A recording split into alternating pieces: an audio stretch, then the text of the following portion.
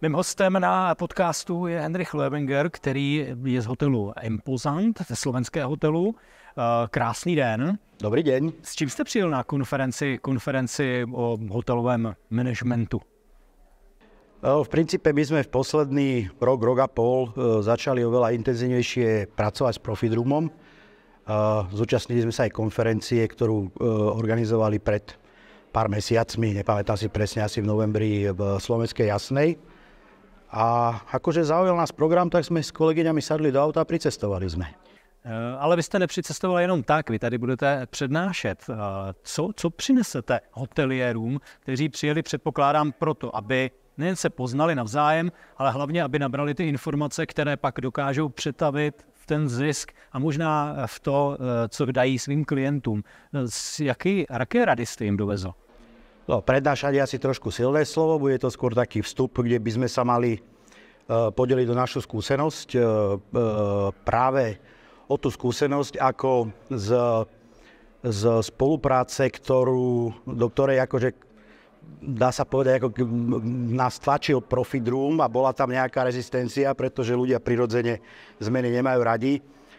Potom sme prišli k nejakému momentu, kedy sa to celé naštartovalo a teraz po zhruba necelom roku vidíme výsledky, keď sme si to preberali s kolegami z Profidroomu pred pár týždňami v nejakom telefonickom takom zhodnocovacom rozhovore, tak sme zistili vlastne, že sme nastúpili nejakú trasu, ktorú Profidroom nám predostieral, my sme ho nevideli a proste nejakou zhodou okolností sme zistili, že tie záujmy sú skutočne spoločné a nás to vlastne povzbudilo do toho, že to robíme dobre, že veľmi si ceníme podporu Profidroomu, nás ako klienta a že majú skutočný záujem na tom, aby tá spolupráca prinášala nielen výsledky im v podobe nejakej provízie, ktorú im generuje rezervácie v našom hotelovom systéme, ale máme pocit skutočný záujem na tom, aby vlastne my sme tie výsledky generovali aj pre seba a o to ľahšie sa s nimi o tie výsledky potom s nimi budeme deliť ako s našim partnerom. Co jsou ty latentní prvky, když vezmeme fotografii, tak taky na ní není nejdřív nic vidět, až potom proběhne tím vyvolávacím systémem a potom tím ustalovacím, tak se začnou objevovat. Co je to, co jste neviděli a začíná se to objevovat a kvitujete to? No to si myslím, že to ste trafili úplne presne, pretože dneska digitálna fotografia je nejaký snapshot, ktorý vznikne v zlomku sekundy a u nás presne, ako hovoríte, bolo to ako fotografia, ešte stále nie je úplne vyvolaná, pretože vidíme tie kontúry čoraz ostrejšie, ale aspoň vidíme teraz, že tak fotografia je, dajme, hotová na polovicu a vieme, že to ide, že tá zmena je kontinuálna, nie je to niečo, čo sa stane raz za nejaké obdobie, že sa to stane náhodne, je to proste riadený proces a tým pádom nám to aj nejakým spôsobom načrtáva, že kam vlastne smerujeme. A možno o pár mesiacov budeme už môcť mať aj odvahu tvrdiť, že kedy sa tam dostaneme. Co bylo? Vzpomenete si, co byl ten moment, kdy možná, když jsme u té fotografie, to zmačknutí té spouště, kdy jste řekli, pojďme do toho. Bylo něco takového, co bylo to zásadní? Nie. To bol proces, ktorý išiel tak nejak graduálne a vy ste ho teraz pomenovali spätne, celkom presne. Ale nebol to moment, kedy sme si povedali, že ideme do toho. Bolo to proste pomaličky sa pridávali veci, najprv tie, ktoré najviac pálili, tie sa riešili ako v procesoch najskôr a keď bolo vidno, že to prináša výsledky, tak potom vlastne postupne sa pridávali veci ďalej a ďalej, ale v princípe ani nebol nejaký časový plán, ktorý by sa dodržoval, bol to taký prirodzený vývoj.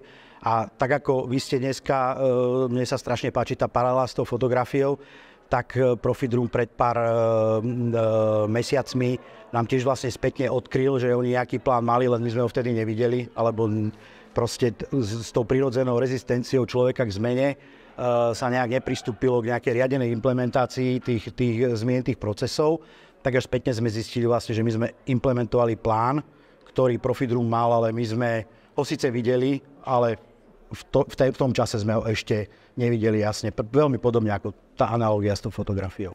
Jsme na HMC konferenci, která je v Praze. je jiné slovenské hotelnictví a české hotelnictví, je jiný přístup managementu v Čechách a na Slovensku. Tady je řada slovenských přednášejících, řada slovenských hoteliérů, ale zároveň řada českých hoteliérů. Nacházíte nějaké paralely nebo něco, co je naopak rozdílné? To sa ja úplne neodvážim tvrdiť, pretože ja som v hotelierstve zhruba rok. Ja som prišiel z prostredia marketingu, z prostredia riadenia procesov a vlastne aj z toho dôvodu ma vedenie hotela najalo do hotelového tímu, aby som najmä prišiel riešiť problémy s procesmi. To znamená zefektívňovanie procesov, komputerizácia, automatizácia a tak ďalej. Ale to je všetko, to je proste ruka v ruke presne s tým, čo robíme s Profit Room. To sa vôbec nevylučuje, práve naopak. Je to presne, tieto dve veci sa veľmi nerozlučne doplňujú.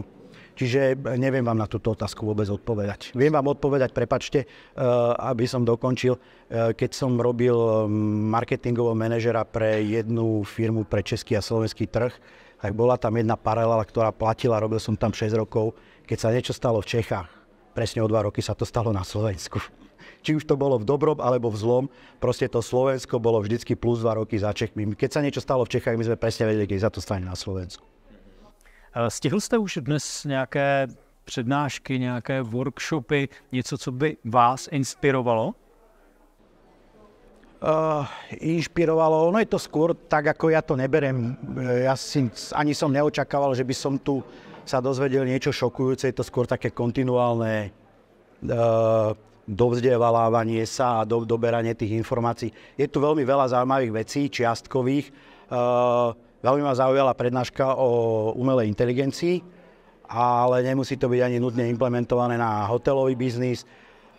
Veľmi sa mi páčila prednáška Katky, bohužiaľ nepamätám si meno, o vlastne riadení biznis modelu. Veľmi sa mi páčila prednáška, ak sa dobre pamätám, pána Hrachovca o lojalite. Je toho veľa. Máte sám nějaké, vy si říkáte, že rok jste v tom biznesu, rok pracujete pro Impozant, máte svůj cíl, kam to chcete vést, je jasně definovaný, anebo je to step by step? Je to viac menej step by step, začalo to nejakým housekeepingom a potom k tomu sa ďalej pridávajú ďalšie nadstavby s tým, že majitelia hotela majú ambíciu aj rozšíriť vlastne ubytovacie kapacity, ktoré dneska nám zaostávajú za našimi konferenčnými a cateringovými kapacitami. Takže bojujeme vždycky s nedostatkom lôžok pre najmä firemnú klientelu. Uvažuje sa o vlastne dobudovanie nejakého dependansu a tam vlastne pri sprevádzkovaní toho dependansu budeme potrebovať vedomosti z týchto konferencií, pretože ten by mal fungovať viac menej nejakým spôsobom autonómne, bez recepcií, automatizovane, či už sa týka check-inov, alebo aj samotných rezervácií, hotelových účtov, platieb a tak ďalej. To znamená, že v tomto biznise sa vždy deje niečo nové a hlavne v poslednej dobe je to veľmi dynamické. My musíme nájsť rovnováhu medzi firemnou klientelou a súkromnou klientelou. Posledná zima bola čistá katastrofa, náš hotel je v lyžiarskom stredisku a prakticky stalo sa niečo úplne bezprecedentné, že proste také malé výnosy za zimnú sezónu, ako boli v tomto roku, to vám všetci hotelieri minimálne z nášho regiónu potvrdia, že si nepamätajú ani nie, že 10-20 rokov, ale vlastne nikdy. Takže toto bude niečo, s čím sa budeme musieť vyrovnať a je toho strašne veľa tá vízia nejaká je, ale nemáme ju formalizovanú. Skôr ju v týme nosíme nejakým spôsobom v hlavách, veľmi často sa o tom rozprávame, ale možno nastane čas, keď ju budeme potrebovať aj nejakým spôsobom sformalizovať a dať na papier. Je to možné. Říká můj host Henrich Löwinger, který přijel ze Slovenska a daroval nám 10 minut času, aby nám prozradil některé své know-how a své pocity na konferenci HMC. Děkuji moc za návštěvu. Ďakujem pekne, bolo mi cťou. Ďakujem.